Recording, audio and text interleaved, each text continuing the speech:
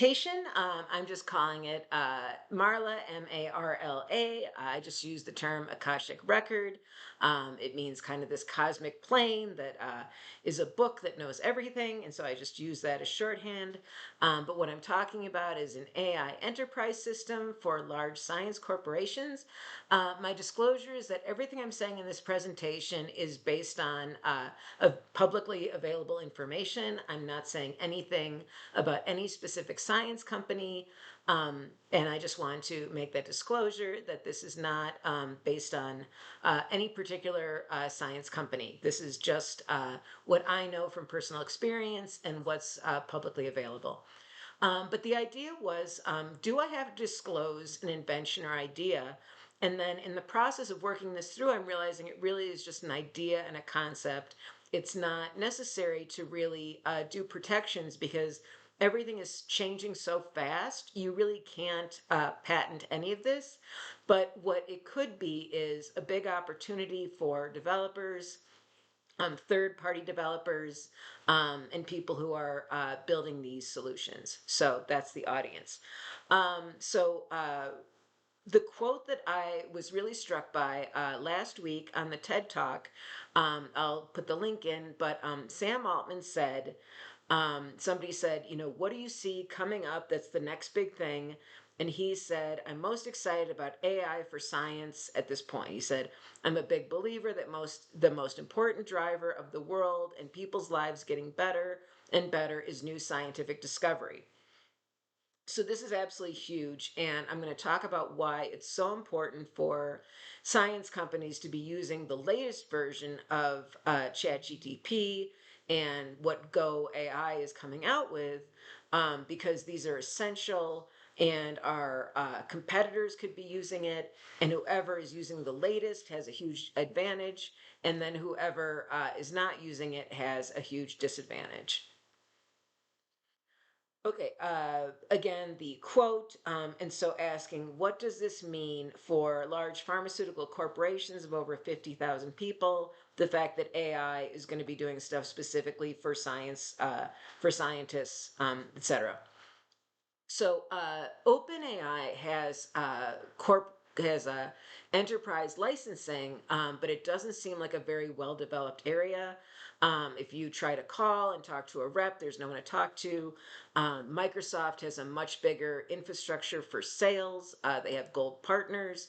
They have gold partner development things. And my suggestion is that OpenAI, because they do work so closely with Microsoft, start to kind of combine these sales and infrastructure teams with these gold partners. And so you're not just a gold partner for Microsoft, you're a gold partner for OpenAI. I believe at a particular large pharmaceutical company that has over 50,000 employees, this could be a $20 million contract. And how that would break down is that a $20 million contract, so the 1 million goes just purely to horsepower and processing. If 20,000 people are using it, 50,000 people are using it, some people are using it for a few hours a day, it would easily cost 1 million, just for the processing, not for the profit or the company. And then a $5 million a year budget for gold partners who whip up, so to speak, AI apps the way I'm going to describe. Um, for gold partners. So I'm going to talk about whipping up like 100 AI apps in, a year, or 50 a year. And so when we look at app development, we all know that like the coding tools should make the apps much faster. I'm currently looking at app development, and according to what I'm seeing, it says it's going to take 11 weeks. It's going to cost $11,000. And I'm like, that, for all this talk about automating code writing, that seems like a lot. And so my thing is that we create these AI app frameworks, and we figure out how to best use coding tools as they evolve to make the apps quicker and quicker. So if my first app costs or if my first app is 1,000 hours, then my second app would be 10% faster, so it would only be 900 hours. My third app would only take 800 hours, and by the time I get my seventh app, it only takes 531 person hours. Okay. Enterprise Jet GTP with a giant suite of apps takes off where Microsoft Office and Windows takes off, leaves off, is what I meant to say. So you've got Microsoft Office, and you're looking at things that can crawl through your folders, do things like help you write your job description based on what it's seeing in your inbox, summarize what a typical week looks like without you having to do that. Microsoft Office really reinforces silos. It can share a document, but it doesn't connect departments and talk about handoffs. And so we'll talk about that. So let's talk about a few example apps. One thing we've talked about is from data swamp to data lake. That's a big mini app. I talk about recon spiders that would crawl through and clean data sets, create metadata, get in touch with the owners or try to find out who the owner is. There's a thing I'm calling Evie, which some companies have little personal assistant chatbots that know things about the company. So you can say, where's the HR site? Or what's the policy on intellectual property? Those are very cumbersome right now. And so even if you're looking at modern companies, how they make these internal chatbots, it's extremely slow. So like if you're looking at a company that wants to do something about, like, let's say in vitro fertilization benefits, how that group puts this new benefit into this personal chat is extremely cumbersome and slow, and nobody knows how to do it. So this thing about ChatGTP Maker is showing how this could be instant, how thousands of people could be anointed, so to speak, to provide these updates and to do this training.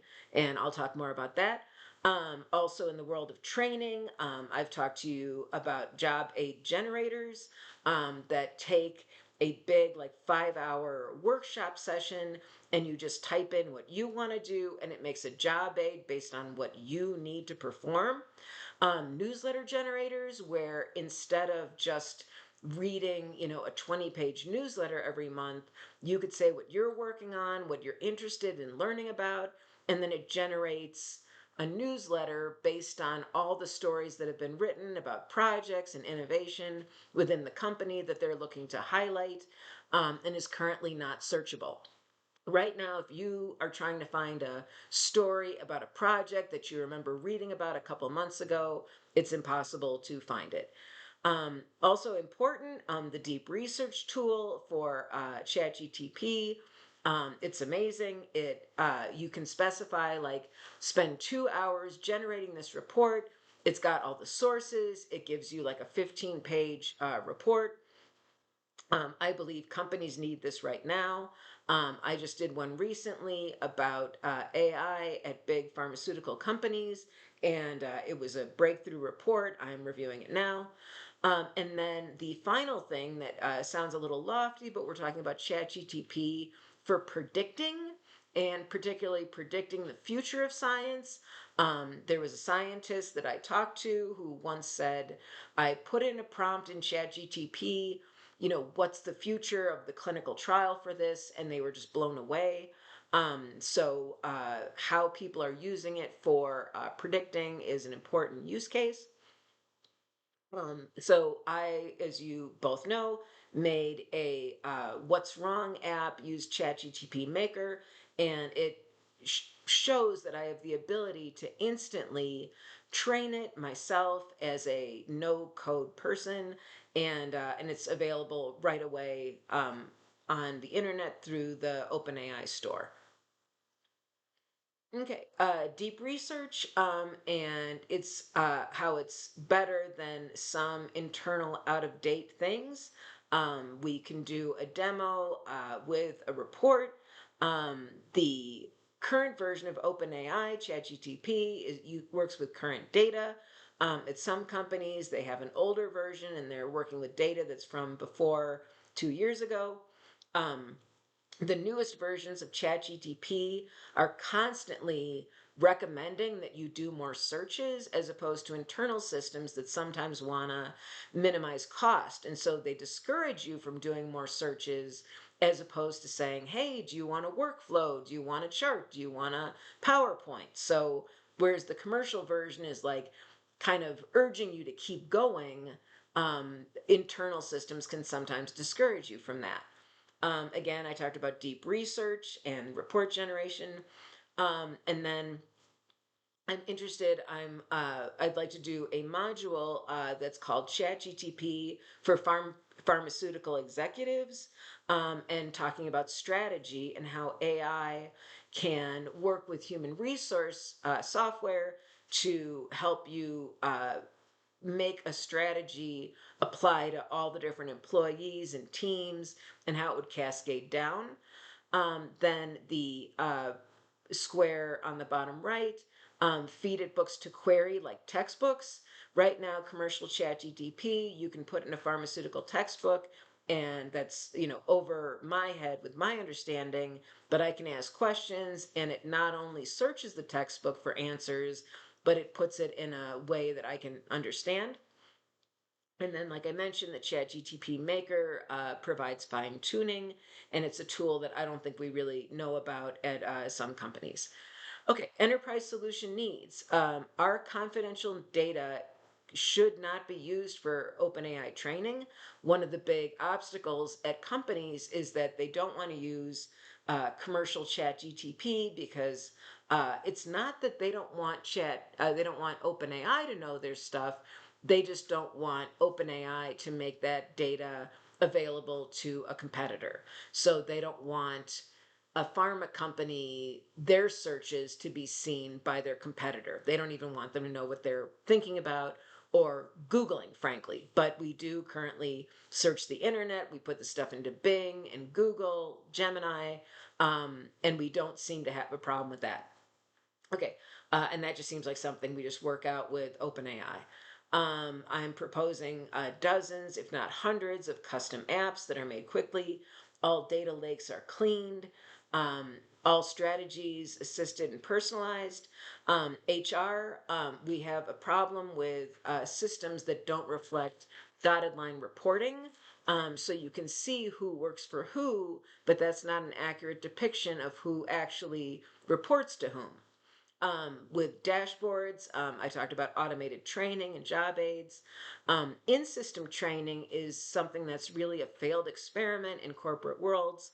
There were supposed to be these pop ups, but the systems were incredibly buggy and cumbersome and ultimately phased out, at least in my experience. And my question is, how can we do research about new tools for these in-system training that actually work with Figma, which is user experience software, and would make them, and it's released along with the software. And then, as I mentioned before, the textbook creator, which provides like pipeline training, and I call it a textbook, but it would really be like a volume of encyclopedias. And it would have, thousands of pages of information.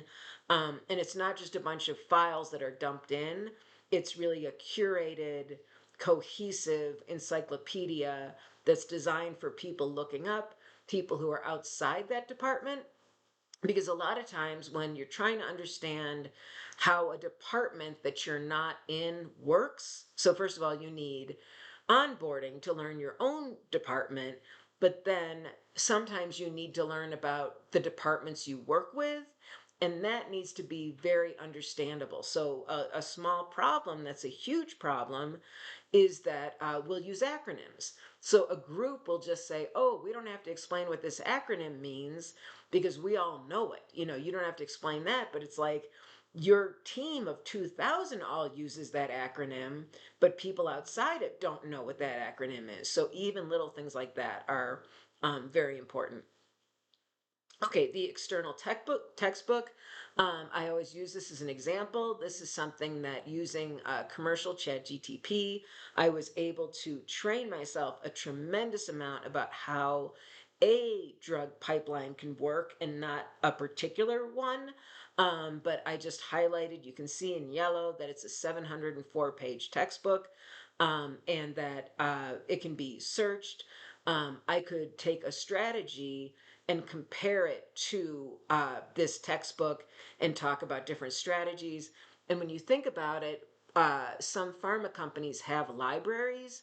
And if you think about if executives could be, quote unquote, like reading dozens of textbooks a day, we already are searching PubMed and reading, millions of peer-reviewed journal articles per day. But this would be looking at textbooks and other things about genomics and genetics. Okay. Textbook encyclopedia. This is just a screenshot about an analysis between a strategy and the textbook. I'm coining a phrase, chappers. A chapper is someone who is very good at wrestling with ChatGTP prompts. They can teach things like chain of thought prompting, but I just want to say that prompting is one of the skills that we're going to be working. And if we had like an enterprise license of ChatGTP, this kind of training would be essential because some people are incredible at prompting and some people are very frustrated. They don't understand how these champions are getting these great results and they're not. And so the easiest way to teach it is to just have somebody show it and give examples of prompts. We can build community boards that share these prompts. Okay, 100 enterprise apps. If we had a budget of 5 million for custom development, like I said, it's like a spider web with thousands of recon spiders. Everything is interconnected. I call it connective tissue. It works on two levels. AI for scientific discovery, and then what I call the administrative layer, like IP logistics. IP logistics means investigational product. So you've got a flow of 70 steps that has 70 variations because every country is different. AI would do things like that and it would instantly fix problems that can take people years to do. At big companies in general that ship a physical product, they have process people who just try to figure out the hiccups in the system. And now we'd be looking at apps specifically made to detect hiccups in the system. And these aren't even supply chain. This is more like permission flows, like how a country gives approval for a clinical trial and how customs is done, how it's shipped, how it's received, even stuff about like customs and the flight and how that paperwork is done. This is actually very important because one mistake on one form can get stuck in customs. It can cause a medicine to not be refrigerated. The medicine goes bad after 72 hours. It has to be destroyed. That money is lost, not to mention the cost of the whole process starting again.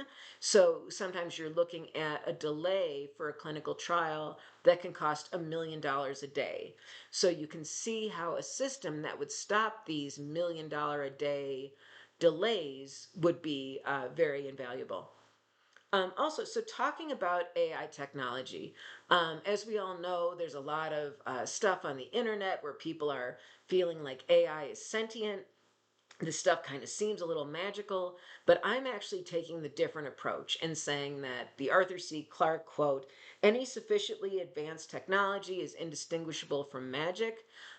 This is really critical because we need to show people this is not magic. This is simply an LLM and it appears amazing, but we can really break down why it works and why these people who are very good at explaining and explaining their ideas are having success and that there's no magic to it. Okay, so this is a little bit of what I've talked about already, reading everything, and then turning people, what I say below, people whose jobs will be automated have the opportunity to become AI trainers. So as things become automated, things like medical writing and label writing, those people can become the trainers who are in charge of feeding the textbook or the encyclopedia. Here's something that it's generic, it's not specific to any company. It's about knowledge nodes for drug pipeline. So I'm just going to just show that there are 20 that it came up with. So this is the scientific track and the things that um, AI could help a pharma company assemble. And then you would search it and you would have basically an encyclopedia for how the company runs on these 20 topics just to start. So those are that. It's 20. Okay.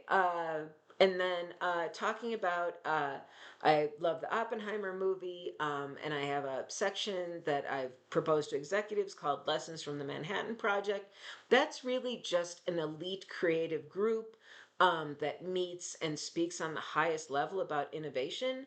I've used AI to quote unquote read 2 books on the Manhattan Project and talk about and extract what that looks like in terms of training. So I can even use AI to say, hey, what do we know about the Manhattan Project from these 2 books that were written on it? And what can we do to have that kind of style of elite executive thought leadership? Okay, and this is just a little bit about processing power for a 50,000 person OpenAI license. If they did a certain amount of prompts,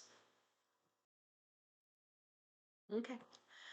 HR systems, I mentioned that they failed to capture actual reporting, and it could, like I said, have job descriptions and true team configurations. And then also interestingly, thinking about is this patentable? Is this a package that needs protection? And I realized that no, it really doesn't. This is really just about the revenue would be through consultants, the licensing of OpenAI, but there's really nothing patentable, especially because it's just evolving too quickly. And that's what we're changing culturally at big companies is that training is going to expire in 4 months. We've never seen anything like that. Um, and every time the model comes out, like, so say OpenAI releases this science organization module, again, we would redo and update a lot of these AI apps. So as they create more and more technology, we would be responding to that. So our apps would be flexible. Just that this is a worker made thing. It's not supposed to be a hellscape. We try to make it fun, and we especially celebrate the acceleration that we've been aiming for so many years. We've actually had cumbersome acceleration processes. So we were supposed to be working faster, but we just made more bureaucracy about acceleration. So finally it's here. And for creative people, that they're really having their time to rise to the top. So we're seeing some new thought leadership among people that we didn't expect to see. And some people who are really rote, non-creative thinkers are that's starting to be noticeable. Okay, prompt engineering, like I said, is performative. We talk about chain of thought and showcase deep research.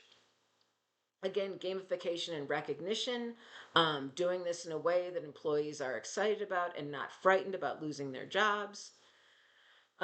Even talking about cross functionality storytelling, comedy skit about SOPs could be done. I've done some funny stuff with writing.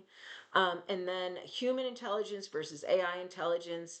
We're ultimately celebrating human intelligence, that we're doing everything we can through AI. Sam Altman said his kids. Um, will not be as smart as AI. And I would beg to differ that for creative thinkers, they're always the ones who will thrive because they think outside of the box. So I think humans will, in many ways, creative people never uh, removed. Okay, so I talked about training for pharmaceutical executives, fixing breaks and gaps in processes, so the textbook that I talked about, a discovery plan that is a seminar that they've done, a presentation, would be searchable. And like I said, it would cascade down. For things like making your job description, it would be a wizard. So you wouldn't have to manually type this all in. You could point to it. Like I said, it could watch your inbox, it could look at some of your files, and it could help you and do this quickly. Because again, we don't want people spending 20 hours writing a job description. Okay, what about people who are resistant to this? It can identify underperformance, but then again, creative thinkers will be rewarded.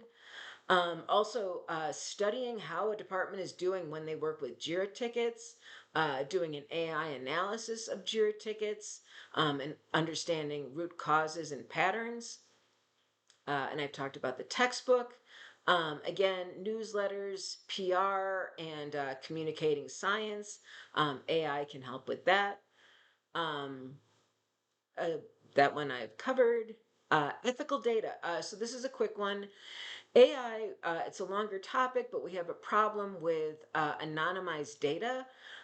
In a nutshell, we used to say if we anonymize the data, then we wouldn't know the patients that are connected to it. But what's happening is with AI and Google, if someone has a rare disease and they live in zip code 80125, we basically know who that person is. And so anonymization, as we did it in the past, does not work. And what I believe we're calling for is ethical data collection, that if people do know your information, they won't abuse you with it. So it's a longer conversation, but I want to say that AI can help with that. And last but not least, the tie-in with the work on Africa.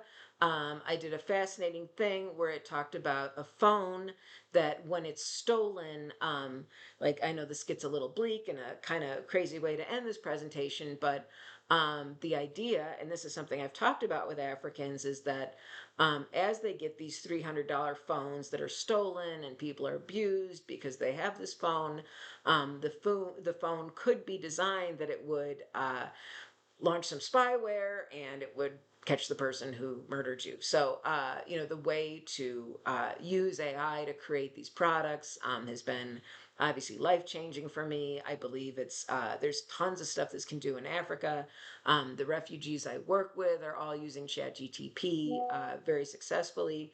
And so just an exciting moment. So I just want to always make sure that everybody knows that my work in Africa is a part of my practice, and it's very important to me. And I hope that we will get funding that helps people who don't have funding themselves. Okay, thank you very much for listening. I'm going to end it here.